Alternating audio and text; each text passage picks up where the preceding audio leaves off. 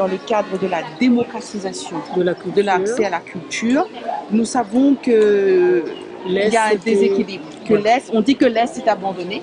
Et là, il y a effectivement un projet à travers cette résidence de pouvoir faire en sorte que la culture, que l'art en général soit présent dans l'Est et surtout ici profite à un public bien scolaire. Et ensuite, Zoubic, pour moi, quand c'est apparu dans les journaux, j'ai remarqué déjà c'est à la limite de Saint-André et de Brapanon, Saint-Benoît et Toulès. Ce qui permet de voir, j'ai vu installer déjà le petit conservatoire qui prend le créneau dans Zoubic. Les enfants de l'école de Saint-André vont pouvoir y avoir accès. Les artistes vont travailler avec les enfants de Saint-André et la démocratisation de la culture commence à prendre son sens et à devenir réelle.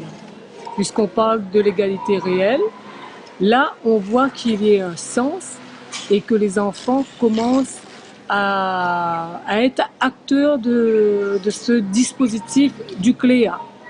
Et surtout signaler que la région est très présente quand même. La région est très présente et nous on souhaite sur le territoire de l'Est et moi en tant qu'élu de Saint-André, plus particulièrement à Saint-André, et qu'on n'oublie pas notre coin.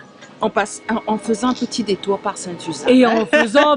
Et ensuite, oui, exactement, puisque les écoles de Saint-André, il y a la deuxième partie de la circonscription qui reste quand même sur la commune de Saint-Suzanne. On a 9 écoles dans Saint-Suzanne et 28 écoles dans Saint-André. 2 circonscriptions.